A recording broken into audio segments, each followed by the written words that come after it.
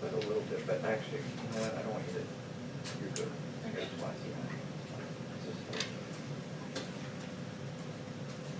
Are you sometimes late? Is that what? No, I'm prior military. I'm always early. Exactly. George Bush used to say late is Under early. full.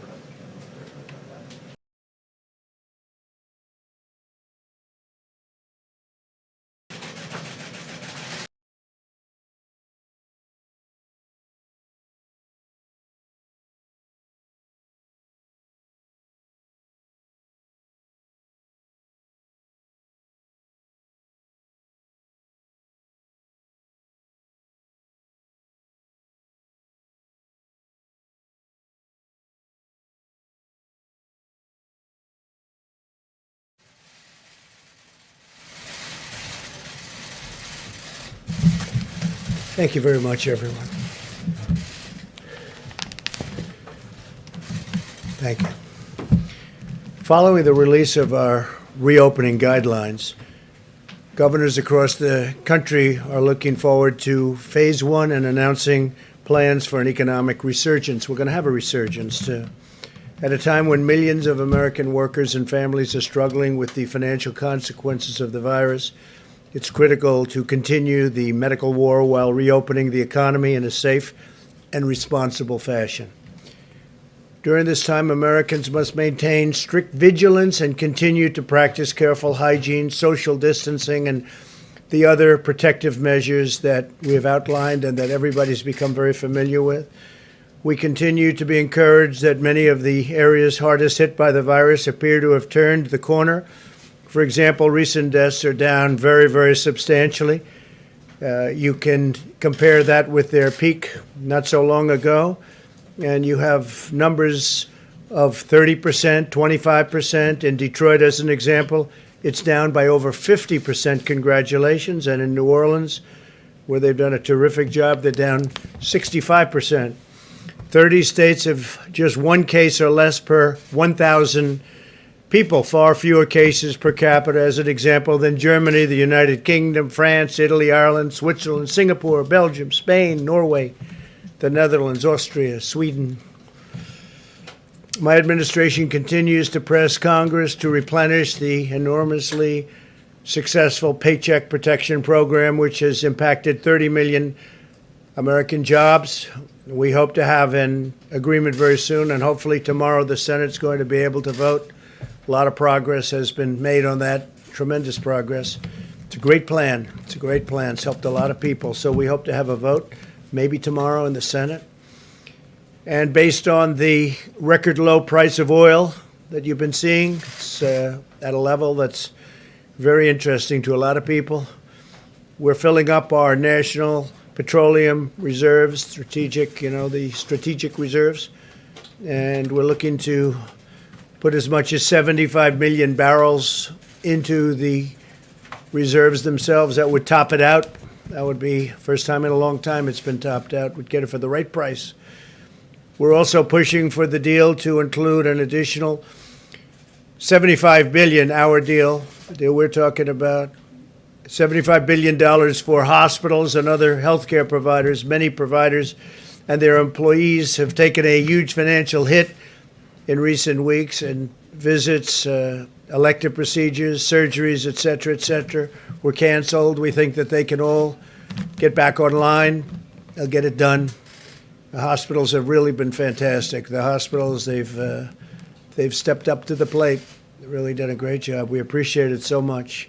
For areas less affected by the virus, we've issued new recommendations about how to safely resume elective treatments. HHS has also distributed the first $30 billion in direct payments to 1 million healthcare providers across the country. We've also invested $1.4 billion in community health centers to ensure our most vulnerable communities, including many African American and Hispanic American communities, have access to the services and testing that they need. Earlier today, Vice President Pence spoke with governors from all 50 states about our unified effort to defeat the virus. He had a great call. It was a great call, very positive in, I'd say, every way. Prior to the call, we provided each governor with a list of the names, addresses, and phone numbers of the labs where they can find additional testing capacity within their states. Many, many labs. We're providing you with a list. We'll show it to you now. If you need it, we'll give you the details. But hundreds and hundreds of labs are ready, willing, and able. Some of the governors, like, as an example, the governor from Maryland didn't really understand the list. He didn't understand too much about what was going on. So now I think he'll be able to do that. It's pretty simple. But they have tremendous capacity, and we hope to be able to help him out. We'll work with them and work with all of the governors. Similar to the situation with ventilators, states need to assess their complete inventory of available capacity. Some states have far more capacity than they actually understand, and it is a complex subject, but some of the governors didn't understand it. The governor, as an example, Pritzker from Illinois, did not understand his capacity. Not simply ask the federal government to provide unlimited support. I mean, you have to take the support where you have it, but we are there to stand with the governors and to help the governors, and that's what we're doing. And they have a tremendous capacity that we've already built up, and you'll be seeing that. We're going to be introducing a couple of the folks in a little while to talk about it. I want to draw your attention to Governor Cuomo's remarks during his press conference today. He said the president is right. The state's testing is up to the states to do, which will implement the tests and logistically coordinate the tests. We have about 300 labs in New York, and they're great labs, actually. And it's my job to coordinate those 300 labs. I think the president's right when he says that the states should lead, and the governors they're getting it together in New York. A lot of good things are happening in New York, and I think the governor's going to come in to see us tomorrow. He's coming to the Oval Office tomorrow afternoon. Andrew is going to be coming in with some of his people, so we look forward to that. Some of the articles that just recently came about, if you remember, and I put out a statement today, for a month it was all ventilator. That's all people could talk about was ventilators. And we did a great job with that. We built a lot of ventilators, to put it mildly. We have so many now that at some point soon we're going to be helping Mexico and Italy and other countries. We'll be sending them ventilators, which they desperately need. They were not in a position to build them themselves. But we have thousands being built. Every state they have the ventilators. If they don't, we have almost 10,000 in our Federal Reserve, our stockpile, as they call it. And we did a great job with the ventilators. Unfortunately, the press doesn't cover it other than the fair press. But so then you say, gee, they need ventilators. We don't need ventilators. And that's under pressure we did that. Nobody that needed a ventilator in this country didn't get one. And a story that just came out, how the media completely blew the Trump ventilator story. I'm sure you'd love to see that. That's by Rich Lowry, respected journalist and person. How the media completely blew the Trump ventilator story, which unfortunately it did. And here's another one that just came out. Kyle Smith, the ventilator shortage that wasn't. The ventilator shortage that wasn't. Because we got it fixed. And we're also going to help the states, by the way, stockpile ventilators. So if a thing like this should happen again, they've got them. The stories on testing are all over the place, that we're actually in good shape. I'm going to have the vice president and others speak to you about that, but we're in very good shape on testing, and we're getting better all the time. You're going to see some interesting things.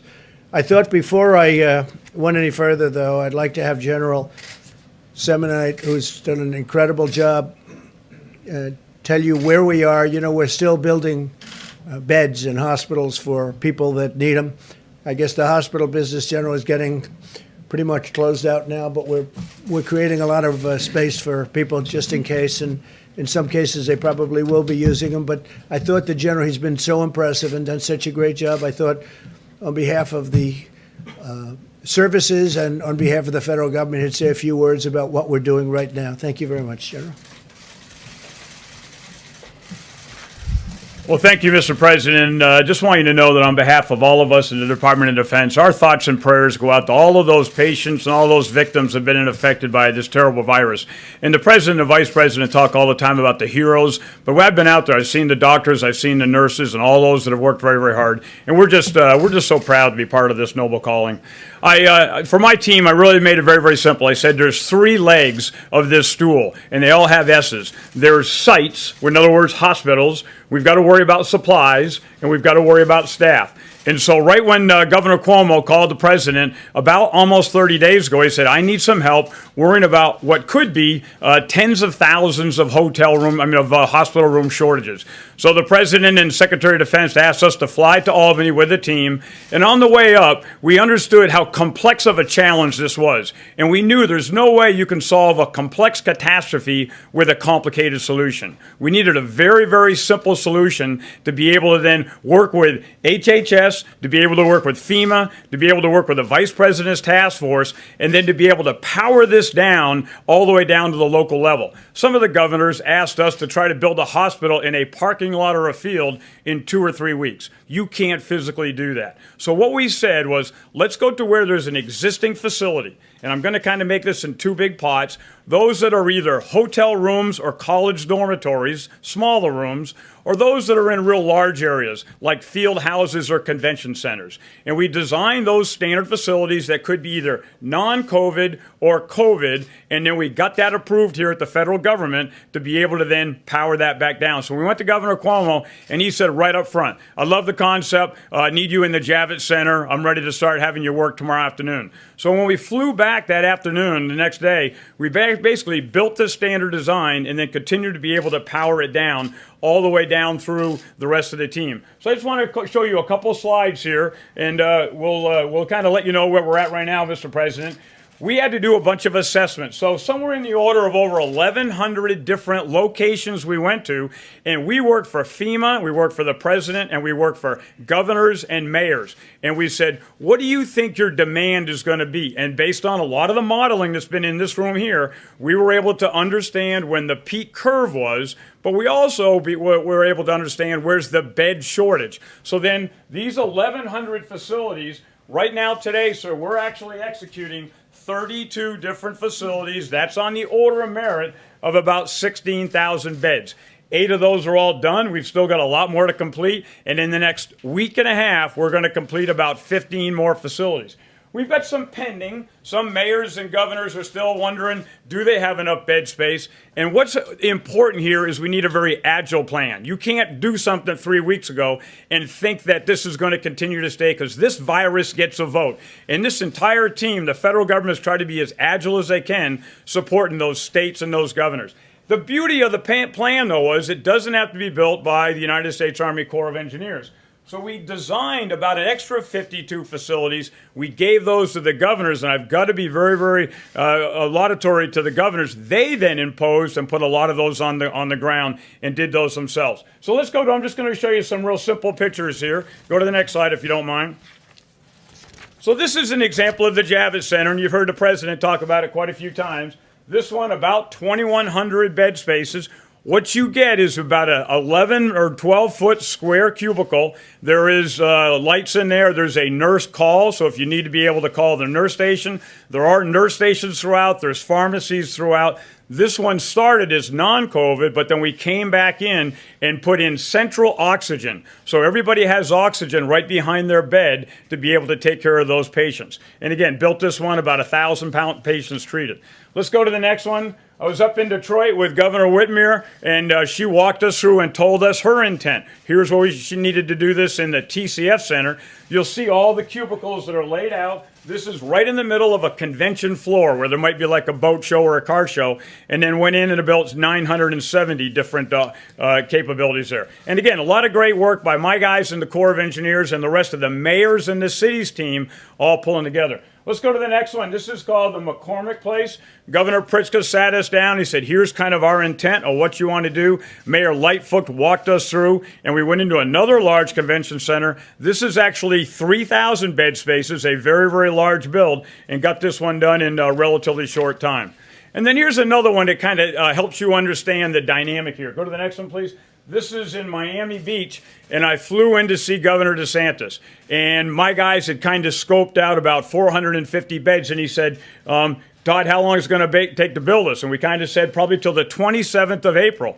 And he went to his health people and he said, how long do you need? And they said, the day we need this is the 21st of April. And I told my guys, you don't have till the 27th. Figure out how to get it done by the 20th. This is where you don't get to build to be able to have the perfect solution. You got to be able to get the mission essential done. Lives are on the line here, and we've got to be able to get everything done to be able to save those lives. And let's go to the last one here. This is one we're doing right now, Colorado. This is in Denver, another gigantic convention center. You'll see all the different cubicles here to be able to just bring in that oxygen, 6-inch copper pipe that comes in, and it's all piped throughout the entire convention center, 6 miles of pipe that's able to go in to be able to make that happen. And in closing, I just want to be able to say that we are very, very focused in the Corps of Engineers getting this done. But this is all about the team, the federal team, the state team, the local team, the vice president's task force, and a lot of the people sitting here have informed us of how fast we need to go. And it goes back to, again, all the governors and the mayors that make this happen. But I want to reiterate, President Trump has called me 3 times, and Secretary Esper has been on the phone at least one of those times and said, what else do we need to do to set you up for success? Is there any other knobs we can turn to be able to help you go? And you think about that equation of those 3 S's, I think that with the federal government and the mayors and the cities here, we've effectively taken that first S out of the equation. And so I can't tell you of all the things I've done in my career, this is a noble calling to be able to step up and save American lives. So with that, sir, I thank you very much. Fantastic, Jeff. Thank you very much. Anybody have a question for the general while he's here? Anybody? Because I think it's very self-explanatory. He's done an incredible job. Jeff, do you have a question? Are there more projects, sir, beyond the ones that you've just identified that you'll be working on? So about a week ago, we thought we were about capped at 26. What we're seeing is, and I said the virus gets a vote, we're seeing some of these curves are stretching out where we might have thought we only had 5 or 6 days. We actually have a couple weeks now. Other ones we're seeing exactly the opposite. So where we didn't think there was some, and I'm not going to go into locations here, but we are definitely get requests in. We've got 6 more requests in just in the last 4 or 5 days. They're a little bit smaller facilities in more remote areas, but our job, we still, if we have enough time to go build, we want to get in there, do the assessment. We work for the mayor and the city and the governor here, and we can still get them done if the mayors and those elected officials make a fast enough decision. You might say while you're here, we're building, the general's in charge of the wall on the southern border, and we want to build 450 miles of wall, and it's very much under construction. You might give them a little bit of an update, how we're doing with the wall. So, sir, I think the most important thing, and you stressed this, and Secretary Esper stressed this, there's really several different priorities here. Our number one priority in Department of Defense and the Corps of Engineers is to protect the team, protect the force. No matter what we do, we've got to continue to take care of our civilians and our service members out there. And so every single thing we're doing, whether we're building for the VA, or we're building for civil works projects, or for the Department of Defense, or building on the southwest border, we are going out of our way. I talked to my commanders this morning. We've got over 4,000 contractors that are on the ground out there, and we've had no positives as of this morning, knock on wood. Same thing with my 400 employees. We're testing them, not necessarily with a more stringent test, but with temperatures to be able to make sure that everybody's safe and everybody goes out of their way to do things the right way. Construction is going very, very smooth. What we're seeing is our contractors are extremely focused. Now that we've got a good, clear path, both on the CBP program as well as some of the DoD program, we, I think, very well postured. It's a very, very aggressive build, but we're well postured to be able to meet your expectations for a 450 by the end of December 2020. And we're over 160 miles. 164 as of today, sir. 164 miles, and we'll have it done sometime pretty early next year. Very exciting. Yes, sir. And you might just say one thing, the quality of that wall in terms of its power for stopping people that shouldn't be coming into our country. So same thing. If you have a standard design that you trust in and it works very well, I've got a a pat on the back, Commissioner Morgan. He was very adamant at continuing to be able to make sure that it supports his agents. And so we've got a design now that certainly does that. And then we've got a phenomenal contractor workforce that's in there, my Corps of Engineer employees, and it's going in well. We don't see any significant problems. And I think it's also important to point out that we want to do this the right way. So we try to balance this with environmental considerations are out there. We're trying to do due diligence when it comes to anything to do with any of the citizens that are affected. We're trying to make sure that we're protecting all of the things that we need to protect and try to find that balance where we can both meet the administration's directive while at the same time making sure we're doing this so that everybody gets a vote and everybody has a fair shake. Yeah, please.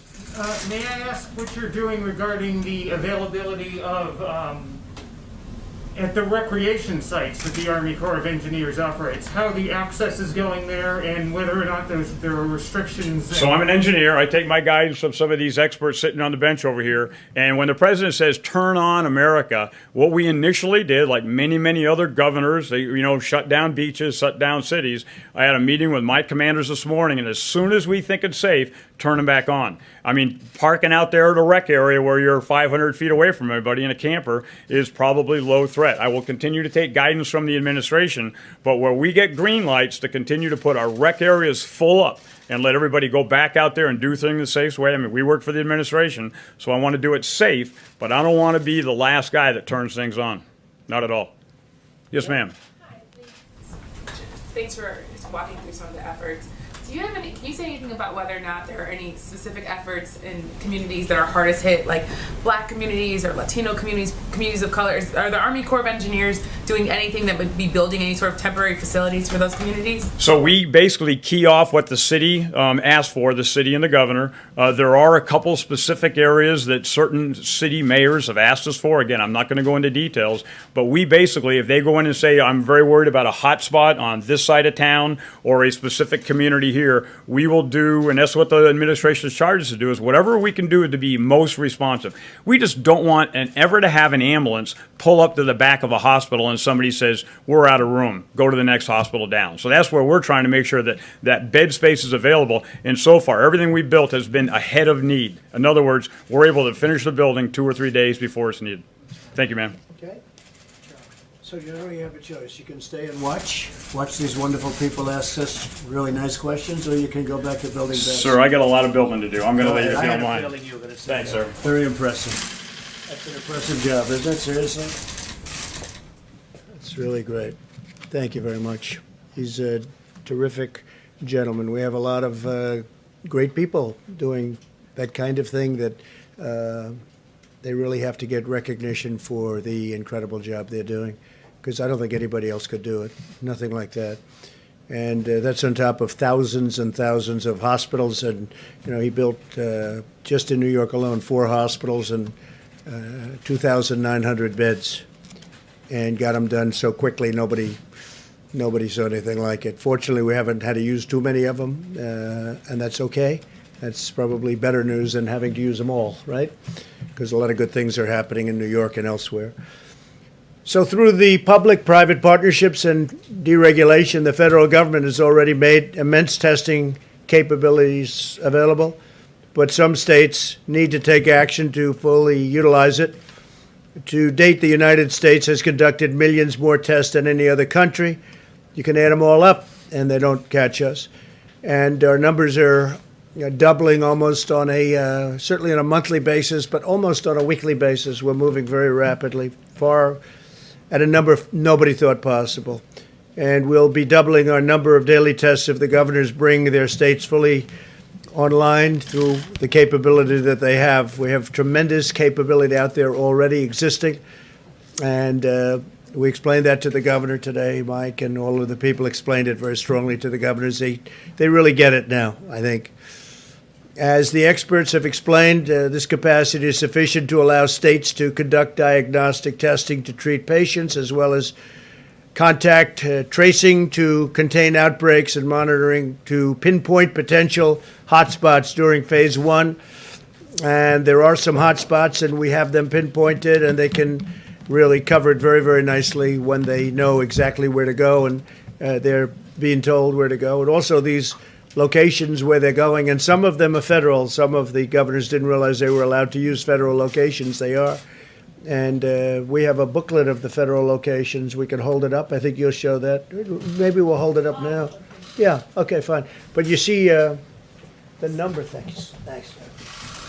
These are all locations where they can go, which is really pretty amazing. This is just one page out of many. Over 5,000. Look at this. These are all locations. 5,000 labs. That's a lot of locations. And they can all, what is it, 5,000? 5,000 pieces of equipment. So that's, thank you very much. That's more than anybody thought. And it's already there. They have to use it. That's all. They have to use it. Some weren't aware. Some were very much aware. Some weren't aware.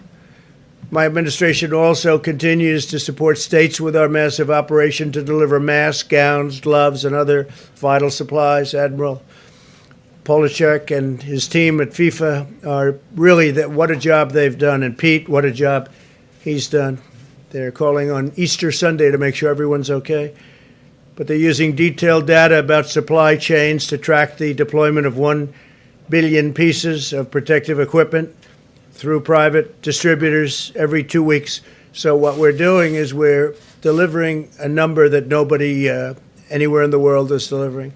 FEMA is working closely with Dr. Birx and the distributors to prioritize supply of resources where they are most needed. We're finding the location that they have to get to that location. We have locations that are very important to get to and get to them fast, and that's where they're going. So we have a very strong priority. This pandemic has reaffirmed the importance of keeping vital supply chains at home. We cannot outsource our independence. We cannot be reliant on foreign nations. I've been saying this for a long time. If we've learned one thing, it's let's do it here, let's build it here, let's make it here. We've got the greatest country in the world. We've got to start bringing our supply chains back. Somebody years ago got this crazy idea, let's build all over the place and let's have parts, let's have a screw for a car delivered and made in a country that's far away. And let's have a fender made someplace else, and let's do this and let's do that, and let's put it all together. And I like making it right here in the USA. And I think we've learned a lot about that, and especially maybe when it comes to pharmaceutical products. We've also conducted major military operations providing cities and states with additional medical capacity, and the incredible 1,800 men and women from the Army Corps of Engineers. You just met with Todd. The job they've done is incredible. But we have nurses, doctors. We have experts in every field all over. Spoke with Governor Cuomo, spoke with Mayor de Blasio, spoke with many of the other governors that I'm both friendly, and I think I'm friendly with just about all of them, if you can believe it. But I've gotten friendly with a lot of them. I've gained a lot of respect for a lot of the governors, both Republican and Democrat, during this process. Some really good people, some really good talent. But we're sending a lot of our medical people, not only our construction people like Todd Semonite, but a lot of our medical people are being sent all over the country to different locations. New York City, New York State, New Jersey. I spoke with Phil today. He's doing a terrific job in New Jersey, but New Jersey got hit very, very hard. Phil Murphy, governor. From the day this crisis began, America launched a scientific mobilization of colossal size and scale. Someday they'll be able to write the true story, because nobody's seen anything like it. The fake news just refuses to cover it correctly, but that's okay. The people are understanding, and that's what matters to me. There are now 72 active trials underway across the United States, researching dozens of therapies and treatments, and another 211 are in the planning stages. They're literally mobilizing on therapeutics and also on vaccines. A tremendous progress is being made on vaccines, and I must say on therapeutics. I mean, frankly, if I had my choice, give me the therapeutics right now, because that would help people right now. And we have some things that I think are working, not only working, but we have some incredible things that look like they could be an answer, but we'll know soon. Being tested, working out right now. This includes their therapies designed to attack the virus, as well as others that would hinder its replication, reduce the rate of infection, control the immune response, or transfer life-saving antibodies from the blood of recovered patients. And one of the incredible things that we've seen, and Mike and I were talking about it before, is the fact oftentimes somebody gets very ill from the plague, okay, from this horrible scourge, and they get better and they recover. And the first thing they say is, I want to give my blood. That's happened. The doctors have told me it's happened so much. I want to give my blood. I want to give my blood. And they're doing that. But tremendous things are happening. You'll be seeing that over the weeks. I think we'll be talking about it in the not too distant future. Johnson & Johnson's very well along on vaccines. Again, the vaccines have to be tested. The therapeutics are for now. But a lot of good things are happening on both. But ultimately, we also hope to prevent infection through a very safe vaccine. And that'll be a great thing when we have that. And we will have that. So with that, I'd like to introduce Admiral Guar and Brad Smith to discuss some of the incredible things that have been done. And they really are what they've been able to do in a very, very short period of time with and equipment. You're going to see equipment that you haven't seen before. And if you just come up, Brad, if you guys would come up, you could give us a little display of some of the equipment that we have and some of the things that are happening having to do with testing. Because testing is a big word. Remember, it was all ventilators. And the reason it was all ventilators, they said, there's no way he'll ever be able to catch this one. And not only did we catch it, we are now the king of ventilators all over the world. We can send them anywhere. We have thousands being made a week. And they're very high quality. And that wasn't playing well. So then they said, testing. Oh, we'll get them on testing. Well, testing is much easier than ventilators. Ventilators are big machines that are very complex, that are very expensive. You need you need a group of people that really know what they're doing. We took auto lines, we took a lot of different people, and now we've done that. But it used to be ventilators. Now it's testing. And I think the Admiral and I think that Brad will show you some things that you haven't seen that are really very spectacular, having to do with testing. We're way advanced. The list I showed you, these are places you can go if you're in the States. 5,000 different machines, 5,000. They're all over the country. We have international also, but these are all over the country. But you'll see something now that's really eye-popping in terms of what they've done. And they've done this under great pressure. They've come up with things under great pressure that are absolutely amazing. So please, if you would. Thank you, folks. Well, thank you, Mr. President. I want to talk about a couple things today, a little bit different than I've spoken about before. Since early March, we've really been focusing on two key concepts for testing. Number one, to assure and expand supplies in the U.S. market. This is really critical because we were talking about really a cottage industry with very minimal suppliers that we were asking to supply over a 2-week period of time the normal production that would be for at least a year. And as simple as a swab is not a swab is not a swab. And we need to be very careful that when we put something in a person and tell them a test result that it's really correct. The second component is to secure sufficient supplies at FEMA during this time of peak disease, where we could alleviate any maldistributions within the state. This is the FEMA process of requesting and sending things out and also supporting outbreaks.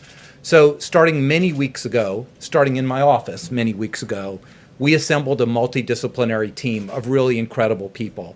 The medical side of the equation, which I represent, the laboratory side of the equation, high-tech side of the equation, logistics and operation. And Brad Smith is his day job as director of the Center for Medicare and Medicaid Services, an incredibly important component of our country's CMS system, building the future healthcare system, but has done a really incredible job operationally and logistically in bringing everyone together.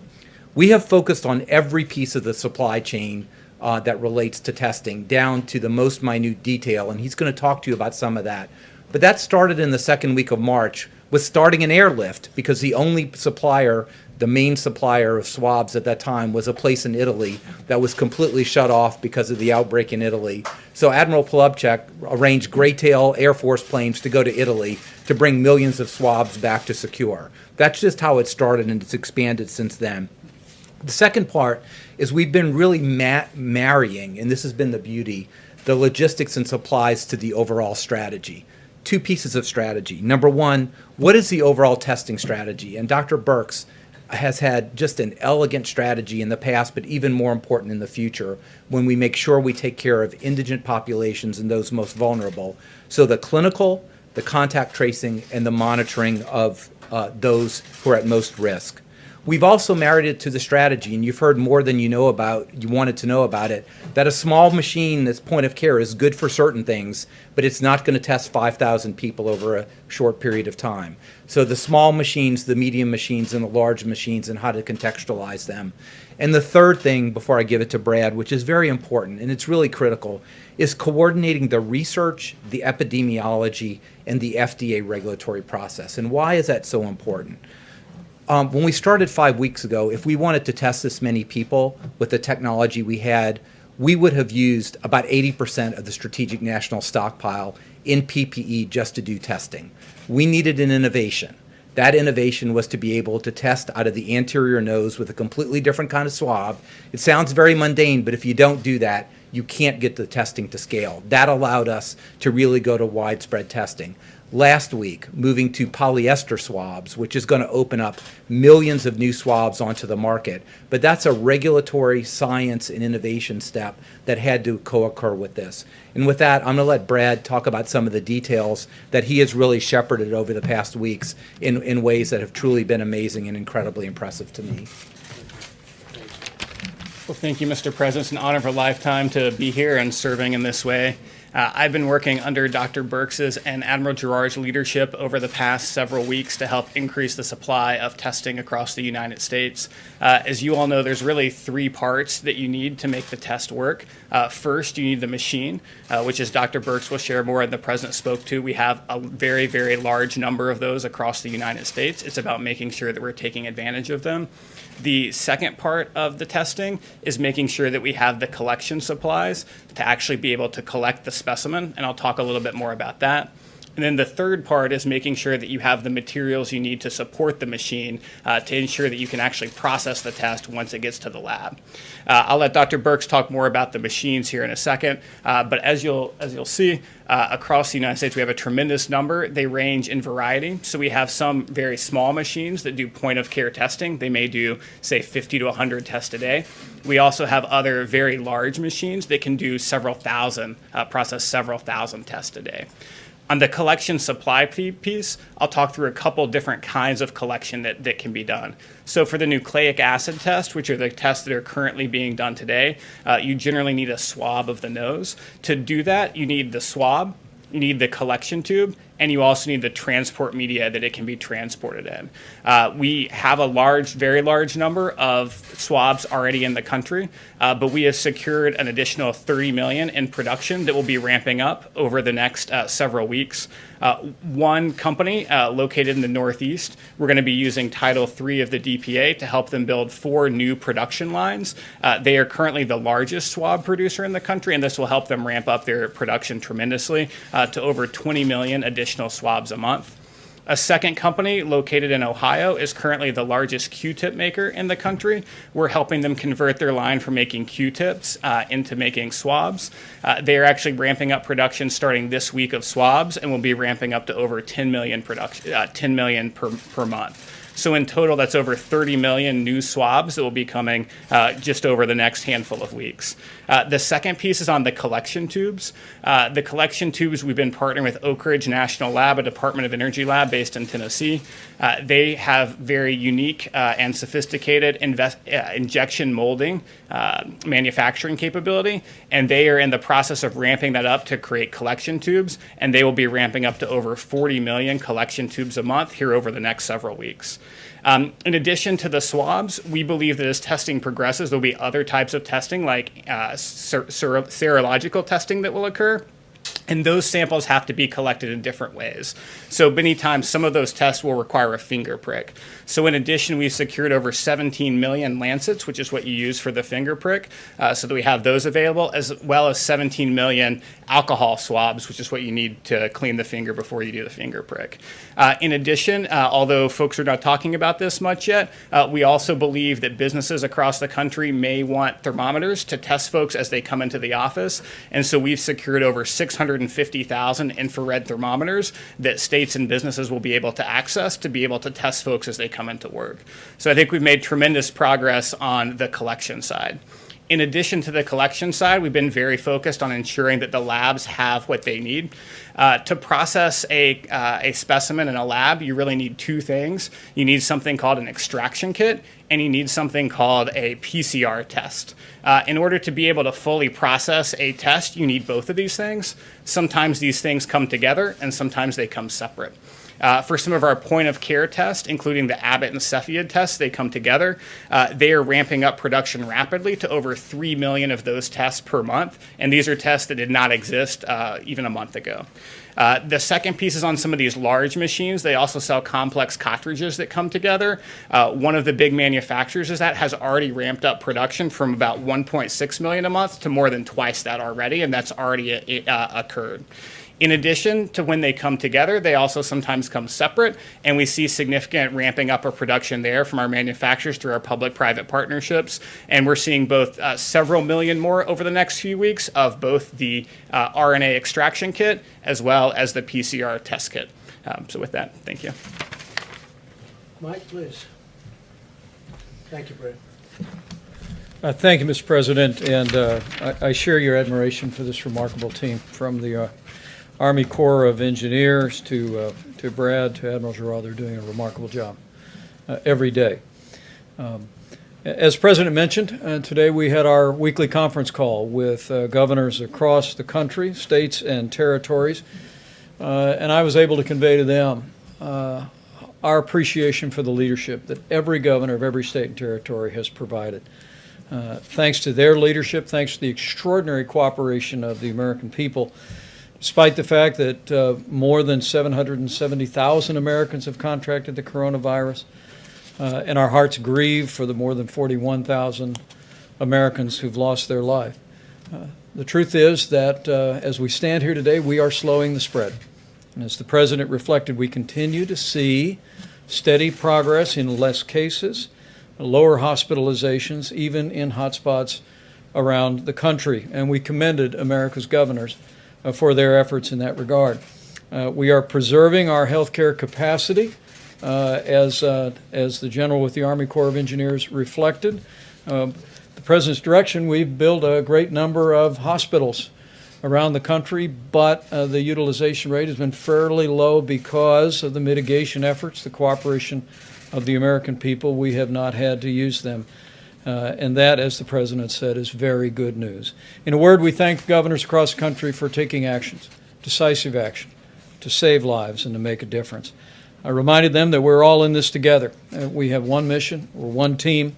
We spoke on the conference call about last week's guidelines to open up America again. And we heard from governors across the country about the progress that they are making. We spoke to governors from New Jersey, Connecticut, Florida, Louisiana, Texas, and Michigan about their ongoing efforts at social distancing, and addressed questions that they had about needs that have been spoken of already in this presentation today. In addition, as we promised last week when we spoke to governors on Thursday about the guidelines to open up America, our team presented every governor in the country, states and territories, with a memorandum detailing laboratory capacity and all locations of laboratory equipment for diagnostic tests that can perform the coronavirus test.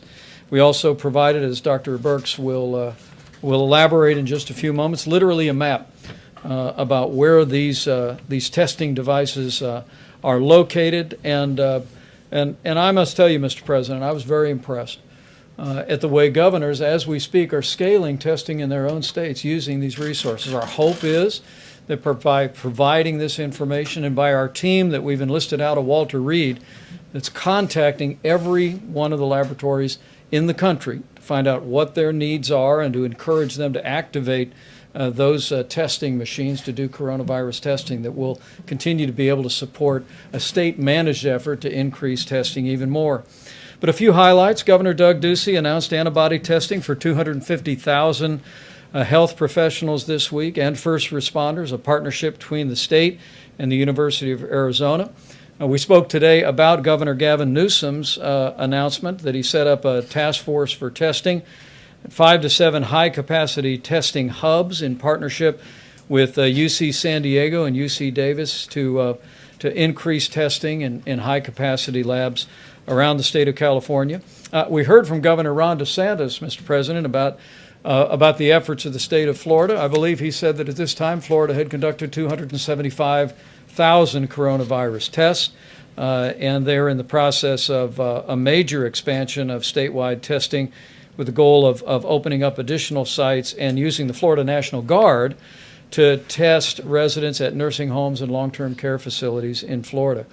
We also recommended today to every governor's attention the public health website that the state of Florida established, which has useful information on a county-by-county level about where testing is happening. Mr. President, as you said, governors are utilizing testing assets. They're managing and deploying these resources as they see fit. And at your direction, we're going to continue to work very closely with them. Other governors that we spoke with included Governor Gretchen Whitmer of Michigan. There are 13 new or expanded coronavirus drive-through testing sites in Michigan that her team has stood up with Michigan Primary Care Association, and we assured her that we would continue to work as Brad and Admiral Giroir are literally working around the clock to make sure that they have the supplies to support all of that testing. As the President said, Governor Hogan, who always begins our conference calls as he's chairman of the National Governors Association, expressed appreciation for last week's guidelines to open America up again, and his appreciation on behalf of all the governors for the list of laboratories in each individual state. He did raise the issue that we had included on the list Department of Defense facilities that have laboratories and machines, and also other federal facilities, many of which are in Maryland. And I was able to assure Governor Hogan and every governor on the call that we will make all of those laboratories available across the country to every state as the need for testing capacity continues to scale. And so this is one more step where you see the Army Corps of Engineers, where you literally see thousands of military doctors and nurses on the streets of New York and other cities around the country. This is one more step where we're literally, as the President said from early on, are leaving no stone unturned, and we are delivering a whole of government approach for our states as they deal with the coronavirus outbreak. Governors are continuing to expand testing, and we assured them that we're going to continue to work in every way to support their efforts to do just that. I will say again, as we've said before, as Dr. Birx comes up to explain to you what we delivered to the governors today, we told the governors once again today that by our best estimates, we have enough testing capacity today for every state in America to go to phase 1 if they meet the other criteria of 14 days of reduced cases and sufficient hospital capacity to prepare for any eventuality that may occur. Once again, we have enough testing capacity for every state in America to go to phase 1, but we assured the governors today that we're going to continue to work around the clock to expand the testing capacity, support supplies, and to support their efforts to encourage social distancing and the very mitigation efforts that the American people have been doing that have brought us the progress that we see all across the country today. With that, Mr. President, I'll just let Dr. Birx describe what we distributed today. Thank you, Mike. Deborah? Thank you, Mr. Vice President, Mr. President. We just want to show you a couple of additional slides, but also to remind all of Americans that we still have a significant number of cases, both in the Boston area and across Massachusetts and Chicago, that our hearts go out to those cities as they continue to struggle with coronavirus and the consequences of the hospitalization, to all the healthcare providers that are on the front lines. We wanted, so these are just an illustration of the different types of equipment that are out there, describing them both as low speed, but quick turnaround time, to high speed and taking 3 to 4 hours to actually run 100 or more tests. And so the equipment range from all those different, and that's why there's 5,000 of them as noted by the president in this list. We wanted every governor and every state and health laboratory director to have a clear understanding of the full capacity within the state, both for the capacity, but also where technical assistance and additional supplies may be available. And we were proud to put the federal labs on that list because the military and the VA have stepped up every step of the way to provide support both in testing and care.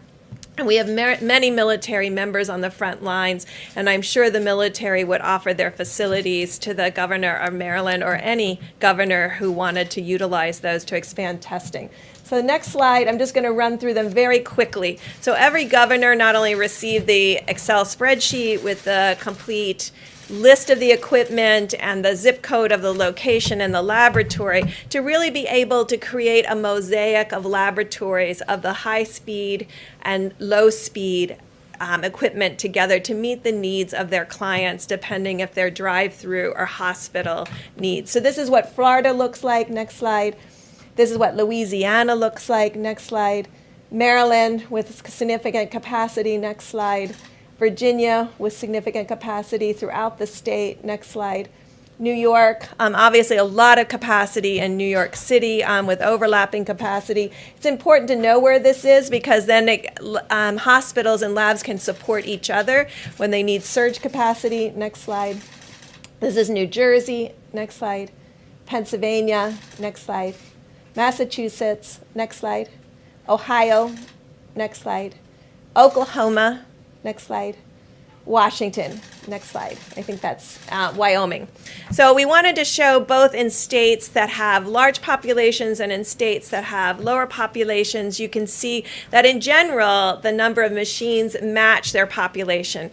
And we're working with the Walter Reed Group and the American Society of Microbiologists and all the lab directors to really create a web of understanding of what the capacity is currently, what the capacity can be, and how the federal government can support them in developing their strategies linked to the overarching federal strategy of testing as outlined in our guidelines.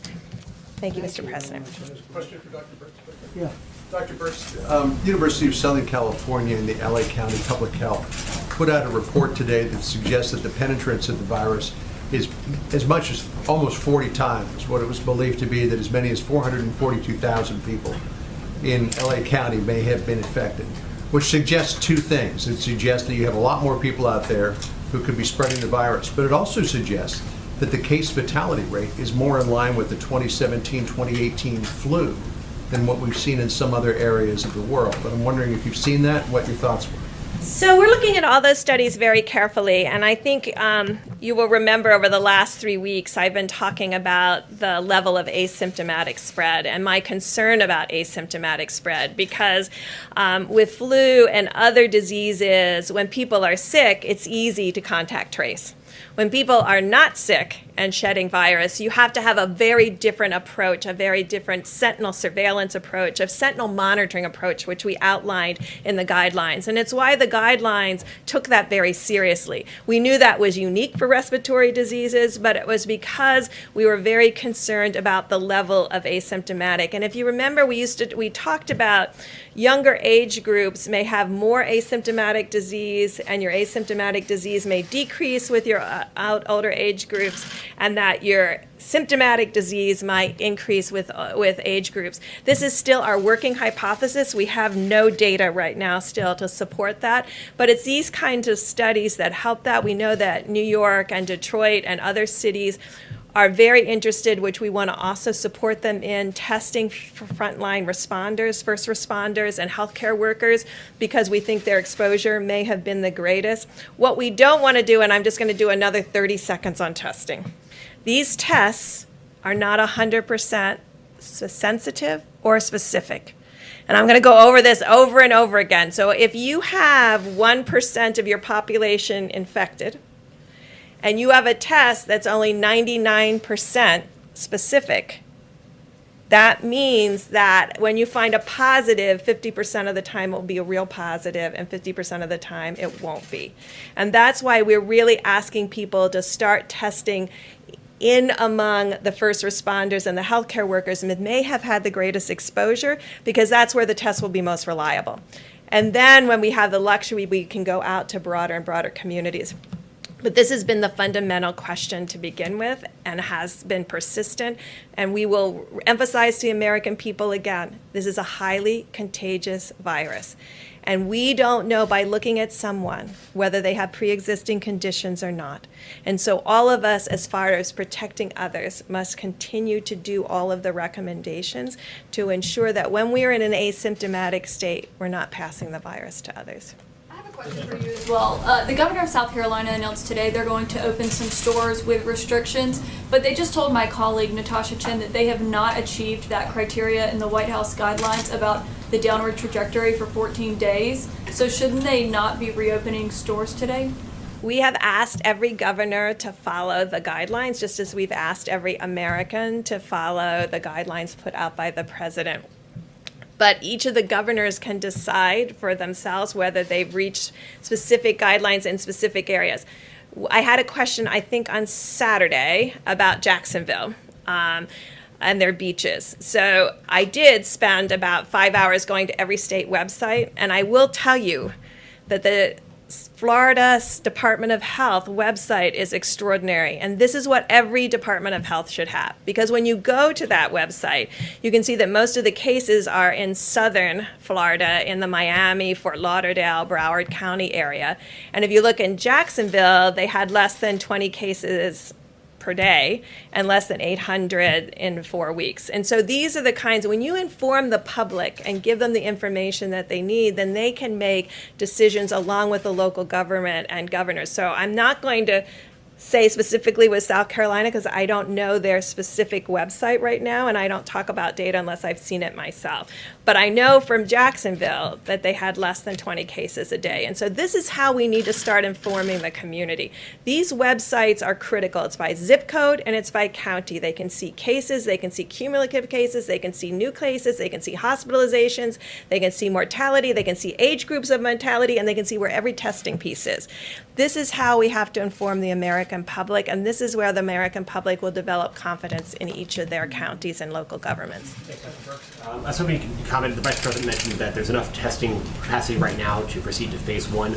But what about phase 2 or phase 3? Are there enough machines, or enough cartridges, are there enough reagents right now for the sort of reopening the administration is envisioning taking place over the next month or two? So you can see the current machine outline, and you can see that both of these gentlemen have prepared to have everything ready for phase 2 and preparing it now for what we will need in the future. And I think that's what you saw with the ventilators. That's what you're seeing with PPE. It's not just for today, it's for tomorrow. And it's our federal planning is not just for this instant. It's making sure that we meet the needs of this instance, but we're planning for 30 and 60 and 90 days ahead. I would just agree with Dr. Birx completely. We are ready right now to enter phase 1, and we are ramping up all our capabilities across the board, not just to achieve what's necessary for phase 2, but 2x, 3x, 4x, so that we will be absolutely over-prepared when the nation is ready to go into those phases. President Trump. And by the way, not everybody agrees that we have to do that much testing. We're going maximum. You understand, there are some people that don't want to do that much testing. But we're going maximum. We're going to the outer limits. And I think that's the way probably it should be. Jeff, go ahead. Mr. President, to return to a topic that you opened the press conference with on oil, U.S. crude futures today went below zero, went into negative territory. Went negative. Yeah. Like interest rates, they go negative. Does that make you want to see Saudi Arabia and Russia and OPEC Plus do more to reduce supply? Much of it has to do with short sellers. Much of it has to do, if you look a month into the future, I think it's at $25 or $28 a barrel. So a lot of people got caught. They got caught, and there are a lot of people that are not too happy because they got caught. So if you take a look at it, you'll see it's more of a financial thing than an oil situation. But because you take, I believe, in a month or so, in other words, go a little bit out, it's at $25 and $28 a barrel. So it's largely a financial squeeze, and they did get squeezed. So would you like to see, however, Saudi Arabia and other countries make more Well, cuts? we've already done that, where Saudi Arabia's cutting back, Russia's cutting back, Mexico's cutting back, and the OPEC plus, they call it OPEC, plus additional states are cutting back. And, the problem is nobody's driving a car anywhere in the world, essentially, 184 nations. Factories are closed and businesses are closed. And so all of a sudden, we had really a lot of energy to start off with, oil in particular. We had a lot. And then all of a sudden, they lost 40, 50% of their market. So it just stopped. So it's going to be picking up, and the energy business will be strong. But they cut back. It could be 20 million barrels, but it's, let's say, 15. And that was between Russia and Saudi Arabia. But this had to do with the squeeze, and it was a very tough squeeze. A lot of people got... You don't think they need to do more right now? Well, they're going to do more by the market, to be honest. Look, same thing over here. If the market is the way it is, people are going to slow it down or they're going to stop. That's going to be automatic, and that's happening, yeah? Mr. President, on criminal justice reform and these SBA loans, I got an email earlier this morning from a fella in the Northwest who owns a supply business. And he has a felony on his record, nonviolent felony, in the past 5 years, which under SBA guidelines makes him ineligible for one of these PPP loans. So he has now had to let go 50 employees, many of whom are criminals trying to get back into society.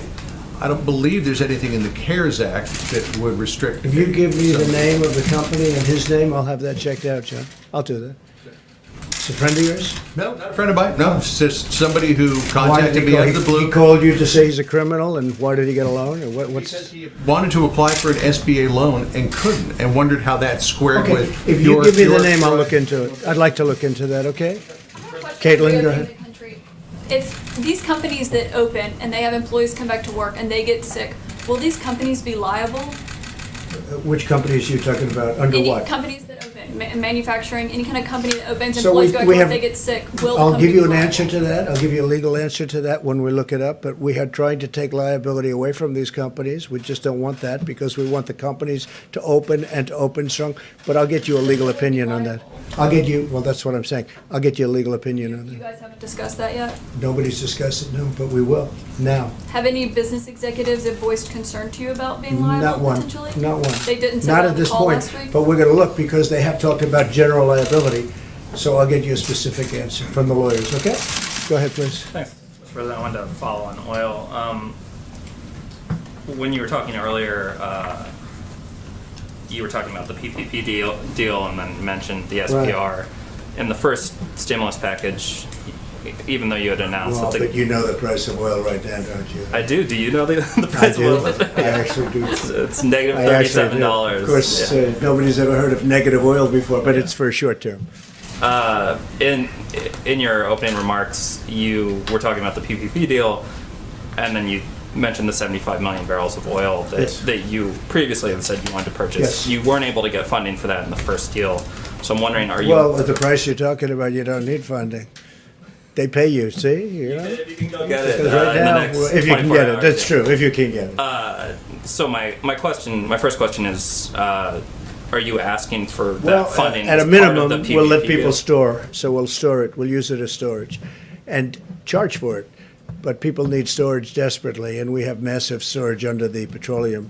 So you're not going to make it a requirement of the PPP interim funding deal? It's that's not a coming question of together? requirement. If we could buy it for nothing, we're going to take everything we can get. The only thing I like better than that is where they pay you to take the oil. But that's a short-term squeeze. You understand that. So I don't think you're going to see that. But no, we'd like to have Congress, this is a great time to buy oil. And we'd like to have Congress approve it so that we could, instead of just storing it for the usually the big companies, because I think we have 75 million gallons right now capacity. That's a lot. It's we've been building it up over a period of time, but that's a lot, 75 million barrels. So we're going to get either ask for permission to buy it or we'll store it. One way or the other, it will be full. Okay, please. Mr. President. Go ahead. Sorry, you yeah. finish up. We'll go right to you. Yeah. Some senators, including Senator Kramer, have called on you to stop Saudi oil shipments that are on their way right now. Is that, you can do that under Section 232, is that something that you would consider? Well, we'll look at it. I heard, just as I'm walking into the room, we certainly have plenty of oil. So I'll take a look at that, okay? Yes, please. Question. First on testing, the second on the SBA loan program. When will you, or will you in fact invoke the DPA to force that company you mentioned to ramp up production of Well, medical swabs? we really don't need it. We use it, we go up, and I've used it a lot. But we use it, and then sometimes all they have to do is see it coming. Do you want to talk about that, Admiral, please? I think this is, I don't think any of us knew very much about the DPA, but there's sort of a force side of the DPA where you force a company to do something, but there's a second side of it which is really a hand up. The company we're talking about has done everything to support this effort and have ramped up production. I'm on the phone with them multiple times a day. This is the hand up. This is the government coming in and saying, how can we help you expand your lines? There's no asynchrony here at all. So this is the hand up side of the DPA, which is exactly what these small American heroic companies need. They don't need to be forced. They're all in. Their employees are all in. So a point of clarity. And we don't want to embarrass people either. Please, Brett, go ahead. So today, we were on site, or there were folks on site with that company, finishing out what their capital projections will be in order to be able to ramp up these additional 4 lines that I spoke about. The company will then turn in a white paper to the DoD that will then help move the process forward, but it's actively in process. And I fully understand that the need is enormous, but on March 21st, the administration promised 27 million tests by the end of March. So far, roughly 4 million people have been tested. So where are the other 23 million or so tests? Did they not materialize? Are they in the pipeline? Help us understand that discrepancy. So since I was the one who said that, let me explain where we were. So I was getting my information, it was correct information about the actual tests that are in the marketplace. So if you want to use those metrics, there's been over 40 million, quote, in the marketplace. But we have an end-to-end issue that we needed to deal with, and that's what we've been dealing with. The swabs, the transport media. If we don't have people utilizing the machines the way Dr. Birx is talking about, we have some of our main platforms that are only 10% being utilized. You could have a lot of tests in the market, and those are correct numbers.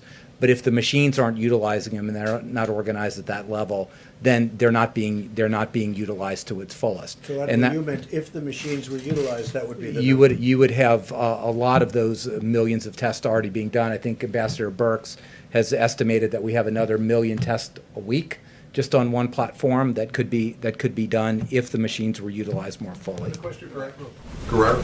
For yes? Admiral Guerrero. You say that there, and the Vice President has said this, Mr. Smith said it, that there will be enough tests in place for phase 1. There are. The question is, what's the standard of testing that you now have the capability for? Is it test people who are only very ill?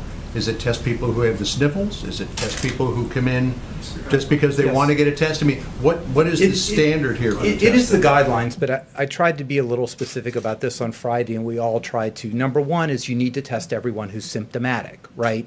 And you need to over-test them because How symptomatic? we're talking any symptoms that would be consistent with COVID, right? So, and there's a wide range of symptoms. You want to test them, and you want to over-test. And we talked about the approximate metric with Ambassador Birx fully supports, because this is a good metric that you want to get about 1 positive for every 10 tests. Then you oversample. Second, and this is a really important part of the strategy, is because so many people are asymptomatic. There's no way that you can test enough people to pull one asymptomatic out of 300 people in the population. So the strategy with Ambassador Birx offered, and I talk to epidemiologists around the country, and they go, wow, I wish I would have thought of that, is to really focus on the vulnerable population where we know that the asymptomatic rate could be much higher than the rest of the population. And we are going to be focused, and this is what my office does during normal times, focusing on the underserved populations, particularly in inner cities and urban areas. They have a higher rate because overcrowding, they can't telework, they're subject to a lot of comorbid conditions.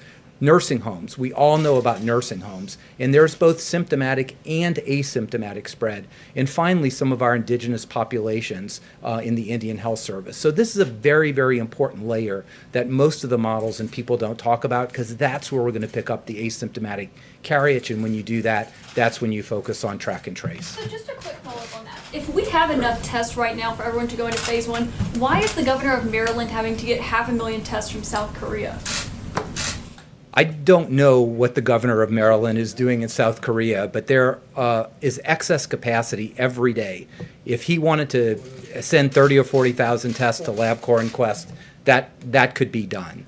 That could be done tomorrow. Enough that they needed to start to up their testing capacity and make it adequate. So I they think had to I have think these we're seeing late-night all meetings. across the country that in the states that have been hardest hit, their capacity, not only their capacity, their testing far exceeds South Korea.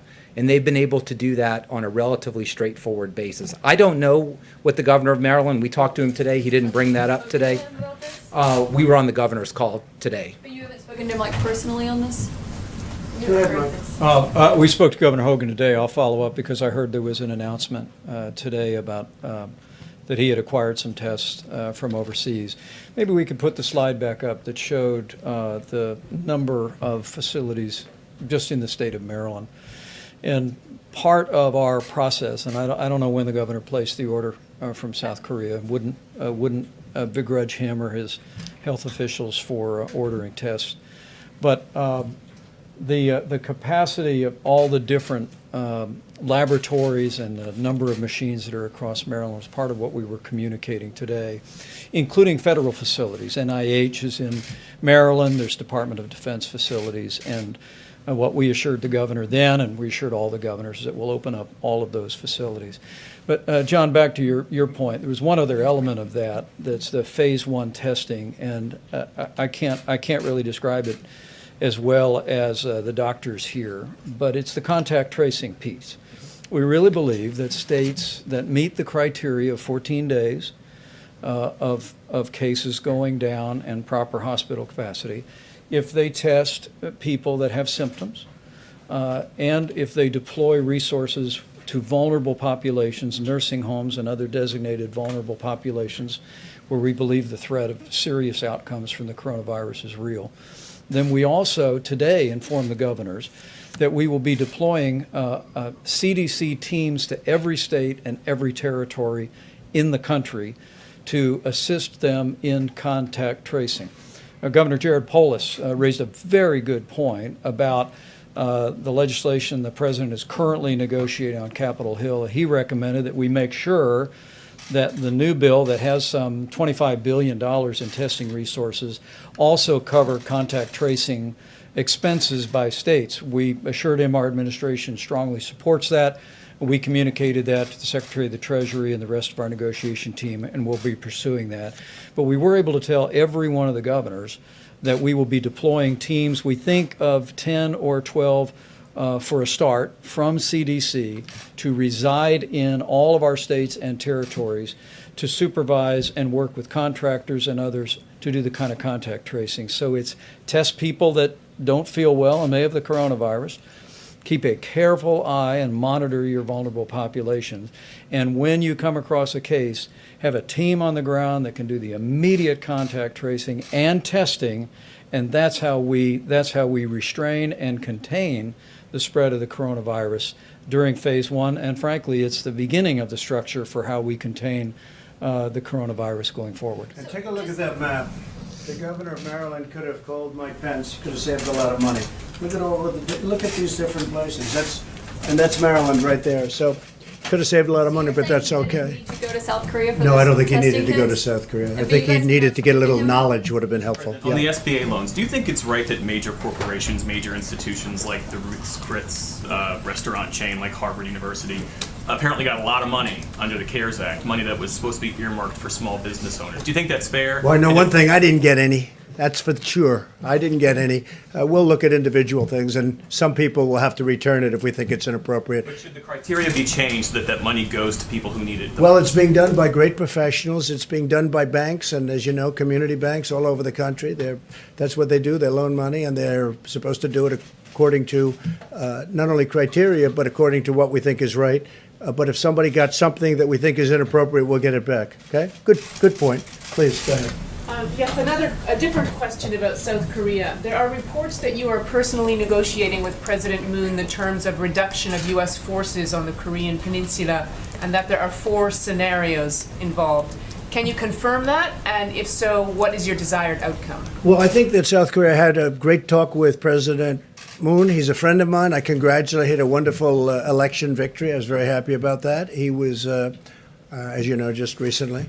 We are negotiating for President Moon and for South Korea to help us monetarily, because we, as you know, we have 32,000 soldiers there. That varies from 28 to 32,000 in South Korea. And we think that before I came aboard, they paid very little, if anything. So we're defending a wonderful nation, a nation that we have great relationships, but we're asking them to pay for a big percentage of what we're doing. It's not fair. So it's not a question of reduction. It's a question of will they contribute toward the defense of their own nation. We're defending nations that are very wealthy. South Korea is a very wealthy nation. They make our television sets, they make ships, they make everything. And I give them great credit. We've been defending them for many, many decades, as you know, many, over 8 decades. And I've gone to them in the past. Last year I went to them, and now they're paying $1 billion a year. And I went to them again. I said, look, I'll be back, because that's just a fraction. And again, the relationship is great, but it's just not a fair relationship. We renegotiated the trade deal and made it a much more equitable deal than it was in the past. It was a terrible deal. It was done by Hillary Clinton. It was a terrible deal. The new deal is a much more equitable deal. That's on trade. But on the military, I mean, we're paying for the military to defend another nation that's 8,500 miles away. And they're not the only one I'm talking to, by the way, as you know. I won't go into names, but I've done this. Nobody talks about it, but I think it's appropriate. I think the taxpayer of our country, taxpayers want to hear these things. And so now they've offered us a certain amount of money, and I've rejected it. I just said, it's just, look, we're doing a tremendous service. We have a wonderful feeling and a wonderful relationship with each other, but we have to be treated equitably and fairly. And so that's where it is right now. And what's going to happen, I can't tell you, but we'll find out fairly soon. But I congratulate the president, who's a friend of mine. I congratulate President Moon on having a terrific victory. Please, yeah. Thanks, sir. A question for you about Governor Cuomo's visit, and then also a question for Dr. Birx, if you'll let me. The New York governor, along with the National Governors Association, in the past have called for aid to be unrestricted. As a lot of state and local governments see their revenues drop, are you open to the idea of unrestricted aid, or do you want it to be pandemic specific? Well, we're going to be talking about that in phase 4, as you know, which will start very shortly. And that has to do with infrastructure, hopefully infrastructure, because this country needs infrastructure. We spend all this money in the Middle East, $8 trillion. $8 trillion with a T dollars in the Middle East. But if you have a pothole in a highway someplace, they don't want you to spend the money to fix it. How stupid have we been in this country? How stupid have we been? And that's changing rapidly. You know that. You've seen that, including things like negotiating with friends. But when we are helping friends, friends should reimburse us for the cost. I mean, why should we be defending nations for free? We're defending a nation for free. Now I'm getting $1 billion a year, and we were offered much more than that, but I turned it down. So that's where we are with that. As far as the other is concerned, look, we have to be smart in this country. We've been taken to the cleaner by and I mean with allies, not just with the enemies, with allies. Frankly, the allies have taken us much more so than the enemies. The enemies we don't do business with, right? The allies we do business with. And whoever made these deals, whoever made these contracts, in many cases we didn't have a contract. Like, we didn't have a contract, we didn't have a trade deal with China. They came in and they took $500 billion a year for many years, but anywhere from $200 to $550 billion a year out of our hides. Now we made this great trade deal. Unfortunately, that was a number of months ago, and it's a great deal. They're paying 25% on $250 billion. A lot of things are happening. They're going to have to purchase $250 billion worth of goods, including farm product, up to $50 billion. So a lot of good things are happening. But then what happened with China was the plague hit us, right? The plague. That was after. This was long after we signed the deal. The plague hit us. So I'm not happy about that. Okay, John, please. A question for Dr. Birx, if I could. Dr. Birx, a question on the virus itself. As it passes from patient to patient and mutates, over time, have you picked up any indication that it has become less virulent? Have you picked up any indication it has become more virulent? You know, that is an excellent question because we watch that all the time, particularly with RNA viruses, to really track its adaptation to humans. I mean, you're really asking, has this virus become more adapted to humans and more able to spread, or is it becoming less adapted to humans and less able to spread? We don't have any indication that it's less able to spread, and we'll have good analyses that will come from. Obviously, the Roosevelt had its incident with a virus outside of the United States, and we'll be able to look at those parameters. And the DoD and the military has done a great job in really ensuring the health of the sailors, but also ensuring that these questions can really be asked and answered. We have extraordinary evolutionary molecular biologists in this country, all around the United States, and they're looking at this very question. And a lot of the work that we've been doing, and you'll see a lot of work happening with testing in New Mexico and testing in other states. They have extraordinary molecular biologists that are evolutionary biologists, and they'll be able to look at that both in New Mexico that may have lower transmission rates and compare that to New York that has maybe 10x the transmission. But it's an excellent question, and it's something that will be able to be answered by what we see in the United States. John, what a good question that was. Where did that come from? Once in a while, I pull one out of my hat, Mr. President. No, that's very impressive. You know, when Senator Schumer wrote a letter a couple of months ago, and he said, you should use admirals and generals. I said, well, that's where first of all, we have our vice president has been incredible, but we have the admirals, we have the generals. And I was just talking to the admiral inside just before we came out. I said, did you go to Annapolis? He said, no, sir. I said, oh, that's too bad. That's too bad. Where did you go? He said, I went to Harvard. Oh, that's okay too, I guess, right? So you went to Harvard, and he was a great student at Harvard. He's doing a fantastic job. And this young gentleman was very, very successful. But he wanted to help the country. He wanted to come into the country, and we appreciate it very much. It was a big success, big success. Let's do here and there next, okay? We're all set. Good. Thank you, Mr. President. I was hoping you talked about your meeting tomorrow with Governor Cuomo that you mentioned. Is there a reason he's coming all the way down here? I don't know. He wanted to, and Is that sort of travel we, believe it essential? or not, we get along. Okay? He was very generous yesterday in particular. Said we did a, quote, phenomenal deal. I don't know if anybody wrote that, but he said that, and I appreciated it because it's not about me. It's about these people and thousands behind Mike and the Admiral and all of the other people that are working with us. I mean, and you see, look, I don't understand when I see polling and approval ratings for the job. I mean, this group should get a 95. It really should. And we're really helping the governors a lot. And the governors call me, the ones I know, or the Republicans, but the ones I know, and they say it's incredible the job you're doing. Again, not me, the job this group is doing. And you sit here, and I'm watching from the corner, and I'm just saying, boy, it's incredible stuff. When you watch the general get up, General Semonite, and talk about boom, boom, boom, you don't see that. You don't see that. When you hear the Admiral speak about the testing, how good it is, and yet people don't like to say it. But remember, it was all about ventilators a month ago. Ventilators. Then we fixed it. You don't hear about ventilators. Where is the ventilator? Jeff, you haven't asked about ventilators recently. What's going on? What about ventilators? We're helping other countries now because they can't have. They're very hard to come by, and they take a long time to make, like years. It's incredible the job they've done. that our people have done, and also private companies have done. You talk about the act.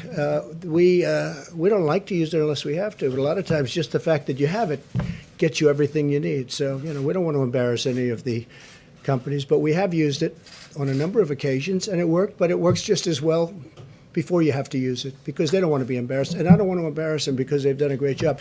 But please, go ahead. Mr. President. No, I think right behind you, I promised. I cannot tell a lie, so and we'll get you next, okay? We'll get you next. Talking to her or me? No, you. Me, okay. Well, thank you so much, Mr. President. My question, I have two questions. The first one is on testing. You talked about the idea that first it was ventilators, now it's testing. You seem to maybe possibly be implying that talking about testing is a personal attack on you. Can you explain why you think talking about testing is a personal attack, given that the access to testing has been an issue for a long time? There's bipartisan outcry still today that there's not enough testing. Why do you think it's a personal attack on you? Well, it's not bipartisan, it's mostly partisan, but more importantly than mostly partisan, it's incorrect.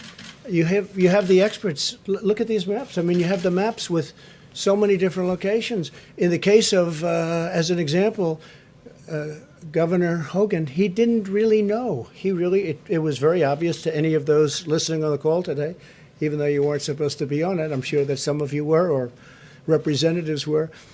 He really didn't know about the federal laboratories. Would you say that's correct, Mike? He didn't know. He didn't know. And Mike doesn't like to get into this stuff.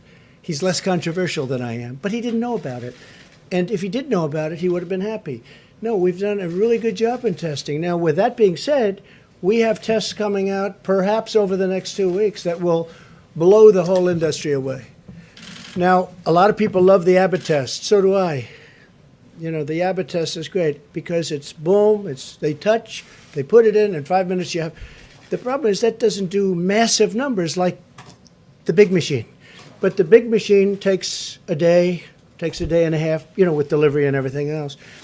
But we have tremendous testing capability. Remember this, we've tested more than any country in the world by far. In fact, I think I read where if you add up every other country in the world, we've tested more.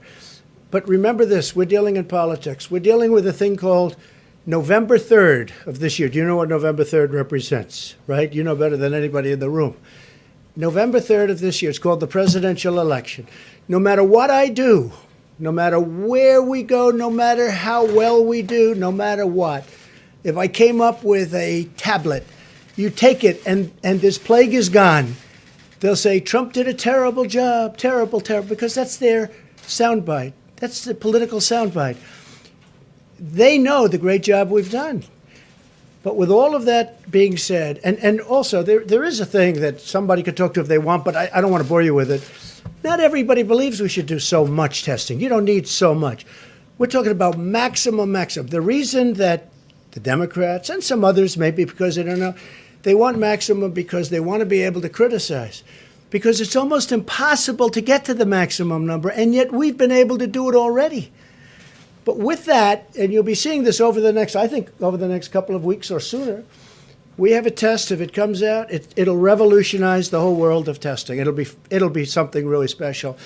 So I don't view it as personal at all. What I do say is it's something that's not fair to thousands of people that have done such a good job. The second question I have about your language and how you approach the coronavirus at the beginning. I interviewed someone who said that his family got sick. They went to a funeral in mid-March. And they said mainly because the president wasn't taking it seriously. He said, if the president had had a mask on, if he was saying we should stay home, then I would have stayed home. Well, Instead, I have family members. He said his family members were sick, and because they were listening to you. Do you feel like, or are you concerned that downplaying the virus maybe got some people sick? And a lot of people love Trump, right? A lot of people love me. You see him all the time, right? I guess I'm here for a reason, To the best of my knowledge, I won. And I think we're going to win again. I think we're going to win in a landslide. But just so you understand, you're talking about March, right? Yeah. And yet, excuse me, I know, I understand.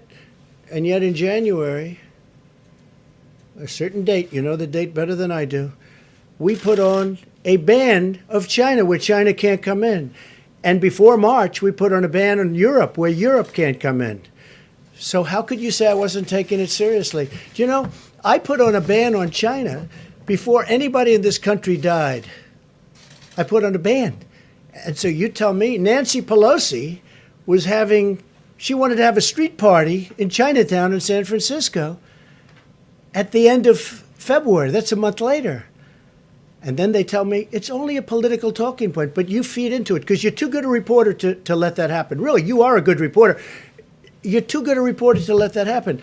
Remember this. So at the end of January, I put on a ban. People that were in that room will tell you that I think there were 21 people. I was the only one in the whole room that wanted to do it. Fortunately, I was the one that counted for that purpose. We put on a ban because I was reading bad things about China. World Health Organization should have told us. But I was reading it with or without them. They should have known. All they had to do was read it. They didn't have to even be there. But they tried to cover up for China. World Health covered up for China. But no, wait. But you can't say this. Look, I put on a ban. In other words, I stopped China from coming to the United States. I stopped Europe from coming into the United States long before the March date that you're talking about. So people should say I acted very early. That was a very hard thing to do.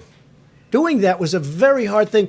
I didn't want to do that, but I did it because I thought, and Dr. Fauci said that by doing it, President Trump saved tens of thousands of lives. So I did take it very seriously. You held rallies in February and in March, and there are some Americans. Oh, I don't know. I don't know about rallies. I really don't know about rallies. I know one thing. I haven't left the White House in months, except for a brief moment to give a wonderful ship the comfort.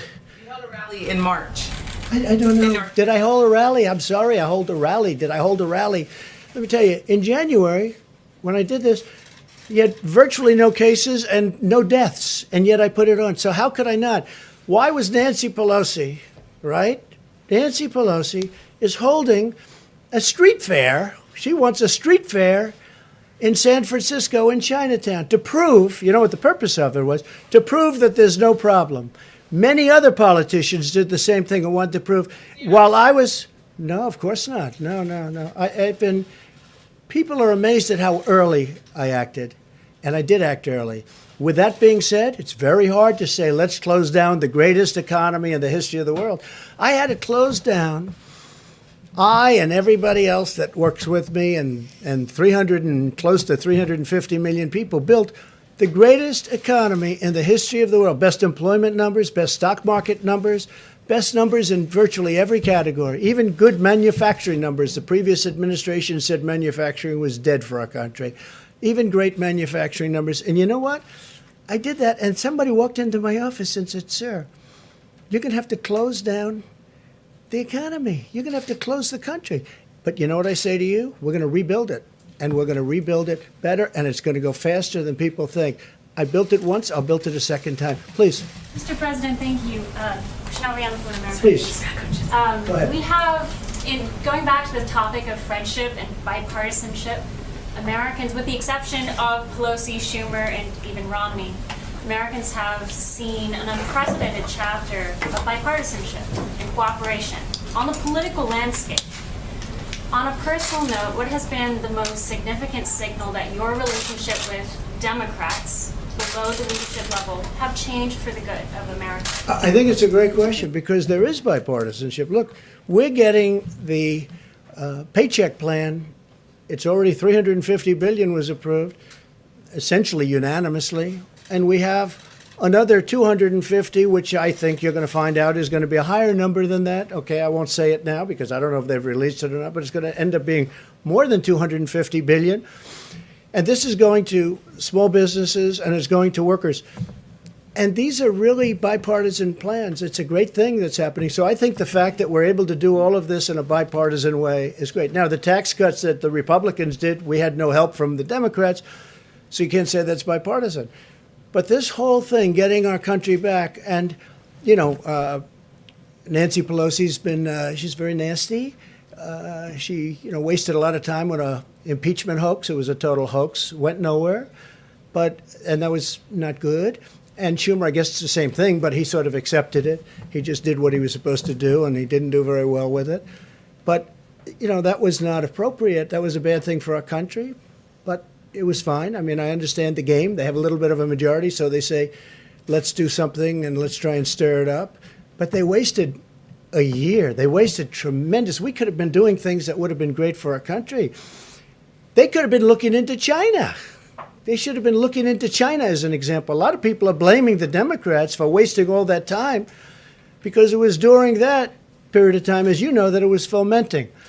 But I think we've had a great spirit of bipartisanship in a certain way. It's not, I wouldn't say we're going to set records throughout the world, but things are happening that are very good. The country is coming together. And I'll tell you what, the people are coming together. The people are really coming together. I think you're going to find that our country is much more unified. I do think that the press, the media, foments a lot of this, a lot of anger. I really believe it foments tremendous anger. For instance, I'll be asked a tremendously hostile question from somebody, and then I'll answer it in a hostile way, which is appropriate. Otherwise, you look foolish. Otherwise, it looks like just walk off the stage and bow your head. I can't do that. You know, I just can't do that. But a lot of these questions that are asked from certain networks are so hostile, and there's no reason for it. There's no reason for it. We are in a war. This is a World War II. This is a World War I, where, by the way, the war essentially ended because of a plague. That was one of the worst ever. They lost almost 100 million people. But we're in a big war. And I'll say one thing about, because I think it's important. The last person, I did it early, but I was the last person that wanted to close down one of the great economic, you can't call it an experiment, but everything, I guess, in life is an experiment. So I'd say experiments, but one of the great economic stories in history. I'm the last person that wanted to do it, but we did the right thing. Because if we didn't do it, you would have had 1 million people, 1.5 million people, maybe 2 million people dead. Now we're going toward 50, I'm hearing, or 60,000 people. One is too many. I always say it. One is too many. But we're going toward 50 or 60,000 people. That's at the lower, as you know, the low number was supposed to be 100,000 people. We could end up at 50 to 60. Okay, it's horrible. If we didn't do what we did, we would have had, I think, 1 million people, maybe 2 million people, maybe more than that. And you look at, there's one country in particular that decided, let's wing it, let's just keep going. They are being inundated with death. Now, if you take a look at some of the hospitals where, one of them I knew growing up in Queens, and I'm looking at the bodies laying in hallways, being brought into refrigerated trucks, the trucks, these massive trucks, bodies going in. Multiply that times 10. It's not sustainable. And many of the people that have this theory, oh, let's, maybe we could have just gone right through it. I was somebody that would have loved to have done that, but it wouldn't have been sustainable. You can't lose 1 million people. That's almost double what we lost in the Civil War. I use that as a guide. Civil War, 600,000 people died. So it's not sustainable. But it could have been much more than 1 million people. I mean, if you took a number and cut it in half and half and in half again, you'd end up at 500,000 people, okay? If you want to make a very conservative guesstimate. 500,000 people is not acceptable. Is that a correct sort of an analogy? So, I mean, I see it all the time by friends of mine, by people that I have great respect for. Well, we could have done this, we could have done. And remember this. When we say 50, and they compare 50 to the 35 of the flu, because it averaged 35, 36,000 over a 10-year period, it's a lot. Who would think that? But we're not talking about, with the flu, it just goes. We're not locking ourselves in our units. We're not locking ourselves in our apartments and not moving and not touching anybody and just saying, the world. In this case, we are. And we're still going to lose between 50 and 60. But if we just kept it going on a normal basis, which is really the only standard that you can compare it to with the flu, because that was a normal basis. You get into an airplane, you travel to Florida, you go to Texas, you go wherever you're going. But in this case, if we didn't do anything, the number wouldn't be 50 to 60,000. The number would be 1 million people dead. It would be 1.5 million, 1.2 million, maybe 700,000. It would have been a number in like that. Because because, and it's so important because I see so much, oh, well, you can't compare it. Because I'll tell you what, the people of this country, what they've done, they've gone out of what they had, the way they've lived. It's not great. It's terrible. Maybe the first 3 days, and then all of a sudden, you see what's going on. They want to get going. And I get that fully. But I just say this. If we would have done that, we would have lost anywhere from 1 million to more than 2 million people. Now, with all of the death that we've seen at 50 or 60,000 people heading toward, right now it's at 40, but 50 or 60,000 people, probably over 54, I see. But that's with our guard up. If we took our guard down and just said, okay, we're just going to keep this open, we would have lost millions of people. Can you imagine? Look how bad it looks now when you look at the bodies, when you look at Hart Island in New York where they have the mass grave and all of the things that you see. Can you imagine if we had the guard down, if we didn't do anything and we just said, let's ride it out? It would not have been sustainable in any way. It would have been an atrocity. So we've done the right thing. We've really done the right thing. And the people that have worked so hard and dangerously, I'll tell you, again, I say it, but I watch those doctors and nurses and medical people running into those hospitals, and they don't even have their gear on. Forget about gear, whether it's great gear or not, and we're bringing in the best gear in the world. But they're running in with open everything, and they're the job. They're like warriors, the job they're doing.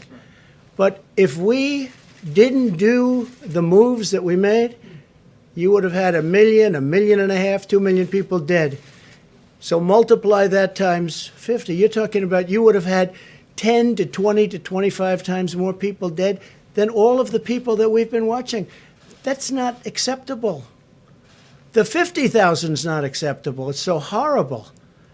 But can you imagine multiplying that out by 20 or more? It's not acceptable. So it's a very good question. I appreciate it. We'll see you tomorrow. We'll see you tomorrow. Can I ask you about Larry Hogan's response to what you just told me, Mr. President? Mr. President, a question about children. Thanks, everybody.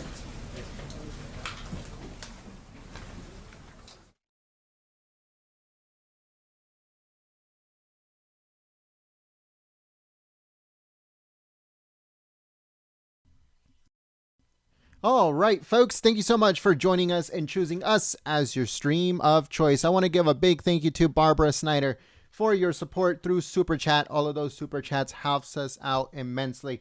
If you enjoyed our live stream and you are new to the channel, we encourage you to subscribe and to click that notification bell. Hopefully, YouTube sends you a notification. But if you want to get notified directly by us here at Golden State Times, all you have to do is send me a text message with the word Trump Live, TRUMPLIVE, Trump Live all together, to the number 555-888. Again, that number is 555-888. And then I'll send you a notification instead of YouTube directly to your cell phone.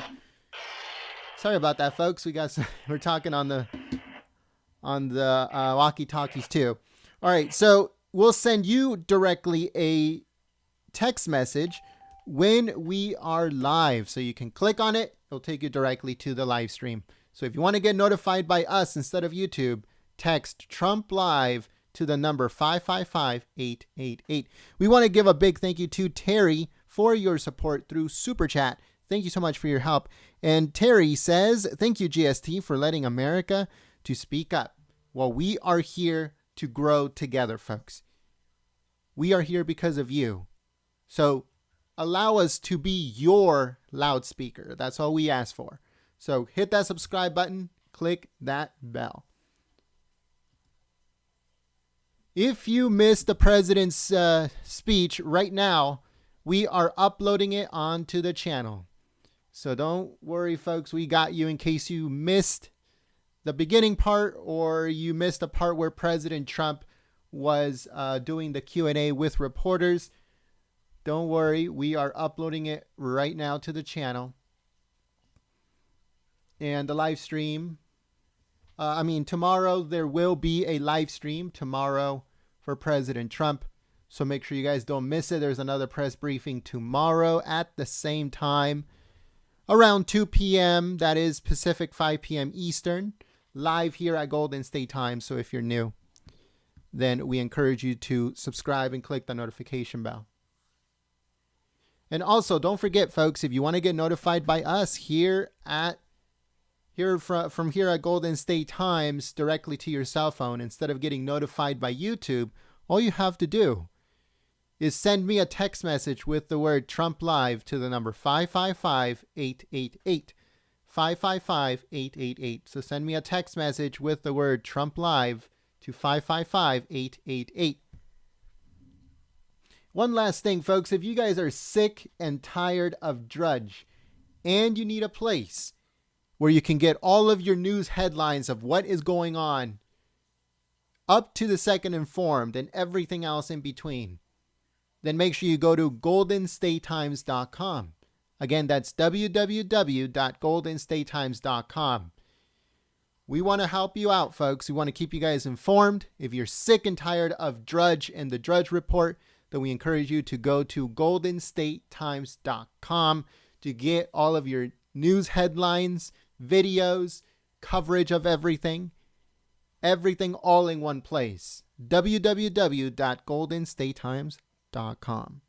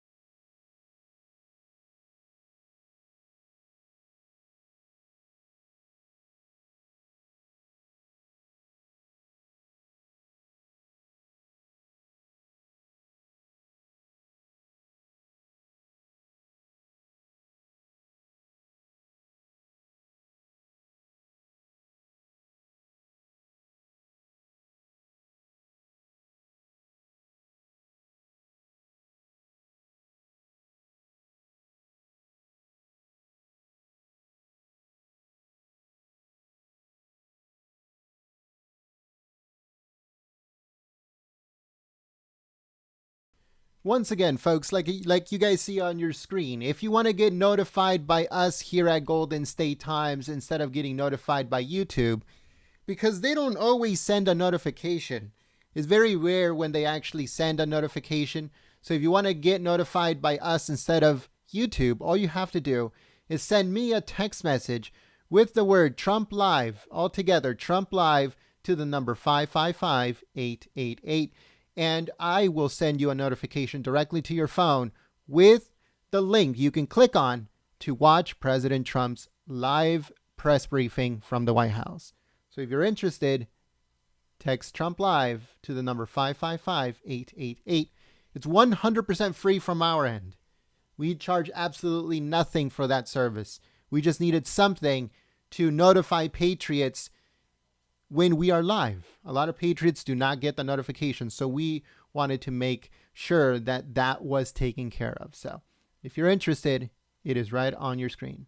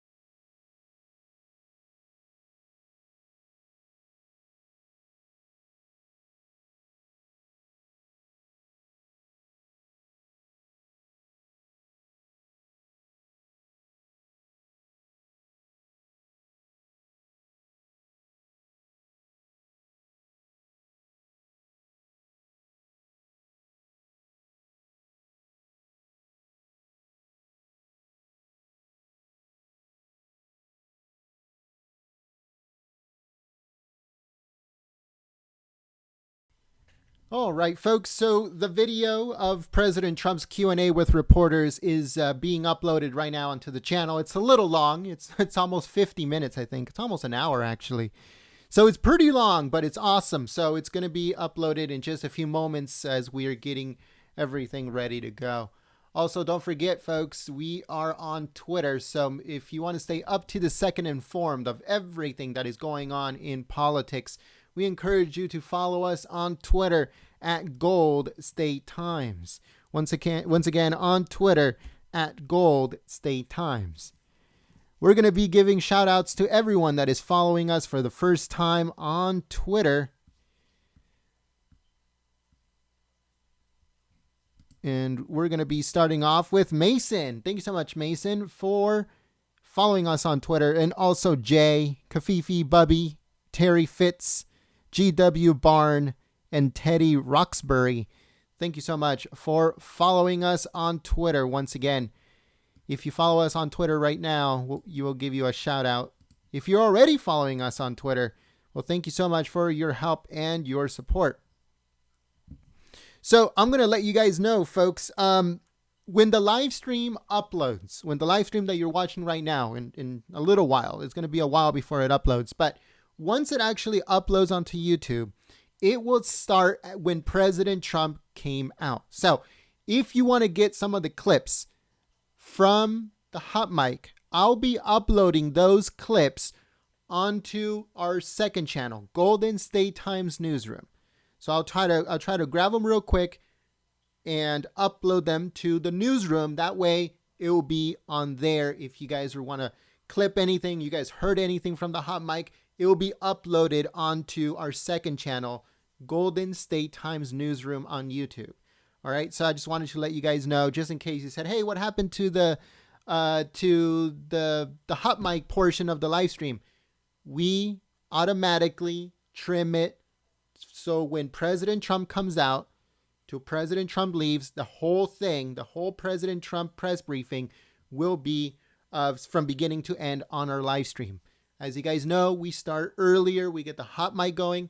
So, and I know that you guys love the hot mic, so I'm going to move that footage over to the newsroom so you guys can check it out. And it'll be there. You guys can make clips of it. You guys can share it on social media. You guys can do whatever you guys need to do with that footage. You know, just link it back to us. Just say, hey, look, I heard this at Golden State Times hot mic, and you guys check it out. They do it on a daily basis. You know, so stuff like that. So if you guys want that type of footage, then it will be at Golden State Times Newsroom on YouTube. I'm going to check Twitter to see if there's anybody else following us on Twitter. All right, we want to give a big shout out to Jay Gonzalez and also Ren Waxing 9910. I hope I said that right. Thank you so much for following us on Twitter. Mason, Jay, and Jubab, something like that, on Twitter. Thank you so much for following us. Sometimes I have a little bit of difficulty getting these usernames correct. And we also want to give a big shout out to Grace, Lisa, Sus, and May. Thank you so much for following us on Twitter. We also have Matt and Tara West following us on Twitter. Adam, May, and Andrew, and Lynn following us on Twitter.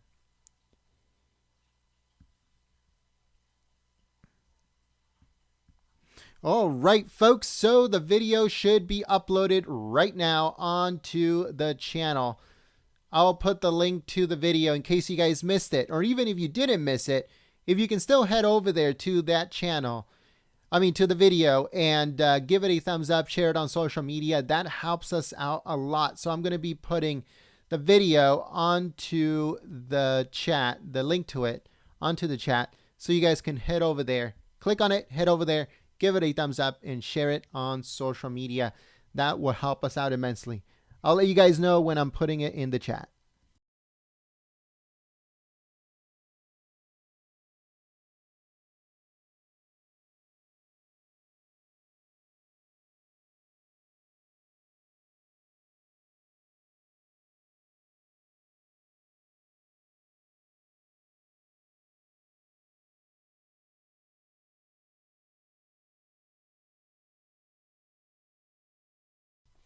All right, folks, so it has been uploaded. Let me know if you guys got notified for that video upload that just happened this very second.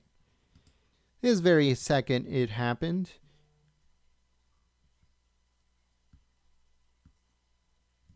Here we go. All right, so I am putting the link to it in the chat, so if you guys can go and check it out, that would be amazing. It helps us out immensely. So if you missed it, let's say you came halfway or towards the end, you guys, you can watch the whole thing. But even if you didn't miss it, if you saw the whole thing, if you can still click on the link that I am putting in the chat and then heading over to the video, giving it a thumbs up and sharing it on social media, that helps us out immensely. If you guys have any questions, let me know.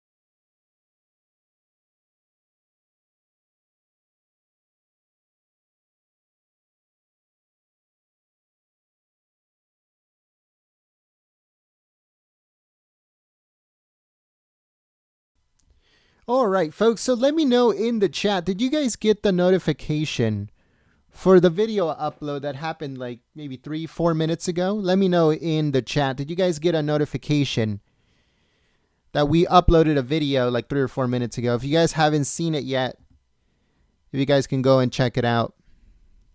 I'm putting the link to it in the chat. So if you missed it, or even if you didn't miss it, just click on the link, go to the video, give it a thumbs up, and share it on social media. If you guys can just give me a little bit of feedback to see if you guys got notified for that video, let me know in the chat.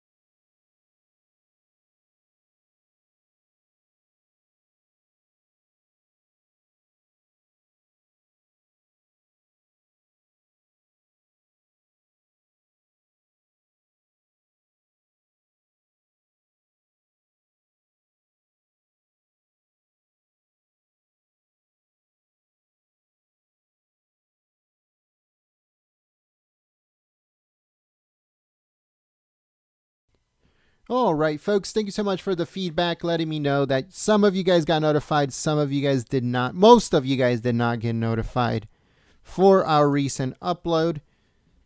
So I am putting the link to it in the chat.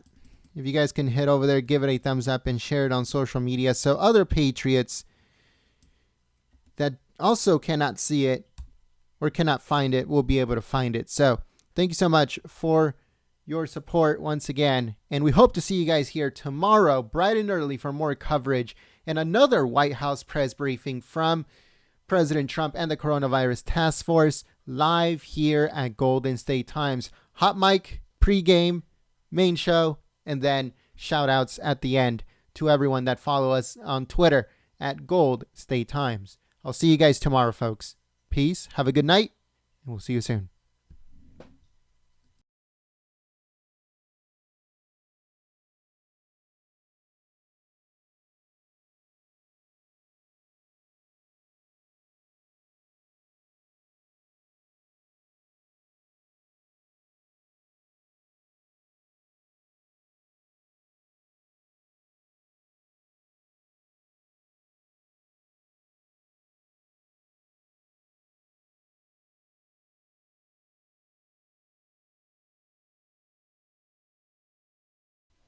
Before we actually sign off, I want to give a big thank you to Gorf and to Sayuri Blue 90, Olaf and Co.